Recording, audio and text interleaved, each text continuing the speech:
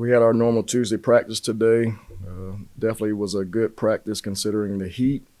Got a chance for our kids to see the moisture on the ball and how we're going to have to deal with those elements on Saturday night. So was really proud of the effort and the way our guys pushed through the heat today. We're a little bit ahead of schedule right now, so we may take a little bit off our guys and really emphasize hydration, putting the right food in their body, getting 8 hours of sleep, staying off of social media, and really lock in while they started classes on Monday. And they're really not heavy into their academics just to get more film work on our opponent. Open up for questions. When you say ahead of schedule, what are you seeing from them? Seeing from our guys, well, we're ahead of from a preparation standpoint because we were able to practice on Saturday and had a Tuesday-like practice on Saturday, and same thing, had another Tuesday-like practice on Monday. So we're ahead of schedule as far as the physicality part is concerned, so we can kind of scale back, let our kids get their legs back, and really make it about the mental strain and the mental reps that we need to do and focus on to hopefully have a successful outcome. You were obviously a long-time Georgia assistant last decade, prepped against a lot of Georgia Tech teams. Where have you seen them take a step under Coach Key now? Yeah, Coach Key has done an exceptional job. He's an ex-O-line guy, so you can see the physicality, the continuity they play with up front on the offensive side of the ball. Their quarterback is a dual-threat guy. Coach Faulkner has implemented a lot of run game with the quarterback and utilizing his legs. So it's definitely a difficult offense to prepare for because they can hit you with so many different things. And when you add the element of a running quarterback, that just makes it even tougher on the defense. So we really got to have great eye discipline on defense, try to match their physicality up front, and we got to get 11 hats to the ball. Offensively for us and their defense, just watching the Florida State game, you could see they were flying around. They were the faster team, it appeared. They were hungrier. You could see how tenacious they were. They're very well coached. He's doing a tremendous job of implementing his system. And I know he brought over Jess Simpson on the D-line. He's a former, Georgia coach I know very well. Their D-line is big and physical. They got edge guys that are very twitchy. So they propose a lot of problems on both sides of the ball, and, they return all their specialists. So definitely got our work cut out for us. What does it make that team say about retention? We talk about people coming in through the portal.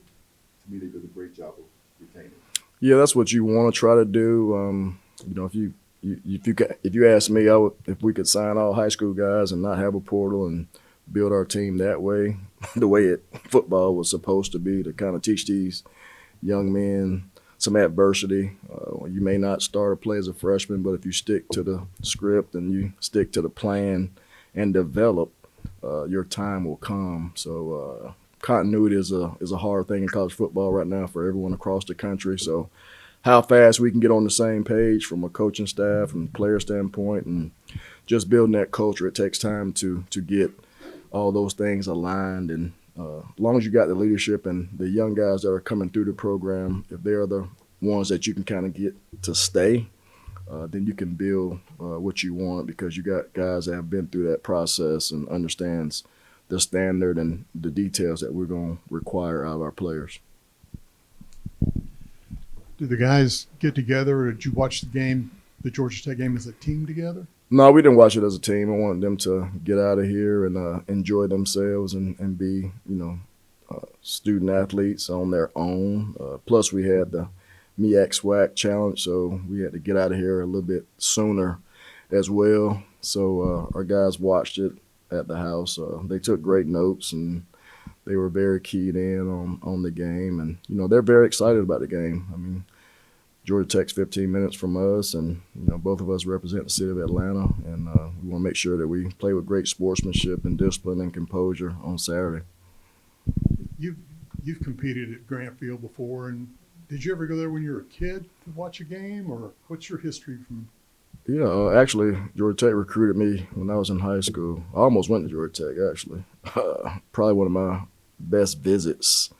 I can't say why, but it was definitely one of my best visits coming to Atlanta.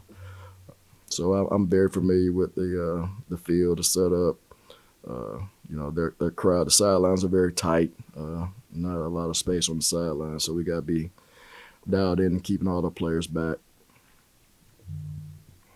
You Your said personal life in the last 4, 5, 6 months, there's a certain continuity that you need to see among your coaches and your players, but it's here, game one. We're just right around the corner. Are you on a pace that you set out for yourself when you first shook hands with Charlie and accepted the job? Yeah, we are on pace. We did have to get our staff together really fast and go into spring ball and implement, our basic practice and film study habits. Then the portal window opened. We acquired guys, and we missed on some and got some that we didn't expect. And now we're just getting all these new players on the same page with the guys that were here before.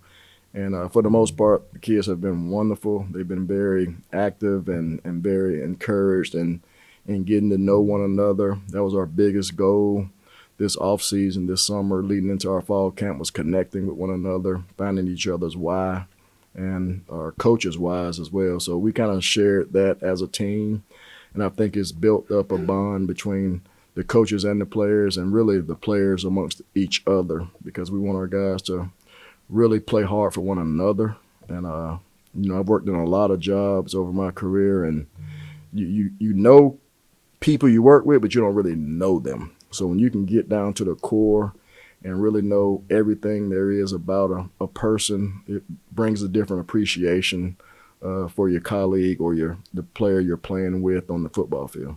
Is there still a learning experience among the coaches to where maybe not necessarily the change, but the shift you mentioned earlier between the portal and going after a graduate in some cases, or a second-year player that's leaving one school, but yet still developing that high school relationship? Is that something that you're kind of finding your path in terms of the way that you want to do it, or is there a real strict pattern that you've developed? Yeah, I think we got 21, 22 high school commits right now. Like, we're going to really cut our teeth in recruiting high school kids, because we feel like our 5-hour radius and our radius around the city of Atlanta has outstanding players, exceptional coaches. They do things the right way, and we want kids that really, really appreciate being in this state and being close to home, where they can get and see their family, and their family can come see them play. So that's definitely going to be a philosophy we take. We don't have a crystal ball, so I can't predict who's going to leave, how much we got to go back into the portal leading into December and into January. So those are just kind of uncharted waters until we get through the season, and we'll kind of assess. And you can kind of get a picture sometimes as the season progresses, like, this kid's really playing really good football. He could possibly get poached from a bigger school, or kid's not happy. He doesn't like his role, and he may want to go for greener pastures and get in the portal. So those things, I think, show themselves as the season goes on, and we'll address those things as they come up. You and the 130 plus other coaches are all having to sell the program each and every day. Is that something that's different or that's changed since when you first got into the coaching profession? I wouldn't necessarily say sell the program. I think just setting the standard on what we want as coaches, the expectation, and then, our biggest challenge is our players setting the tone, being the leaders, being the voice, because at the end of the day, we want a player-led team, not a coach-driven team, and we got to get more of that from our players, where they can confront and demand, and the players that's being confronted got to accept the message the right way. It's all about the tone. It's all about the message, not the tone. It's all about what is being said, how it's being said, and how do you accept criticism. So we got a motto of coach me, coach, and if a player does confront a player, he needs to accept that is positive. We talk about staying positive or neutral, not making negative comments, not having bad or emotional dealings on the football field, because that will carry over into the game. So everything we do in practice, we feel like should carry over into the game.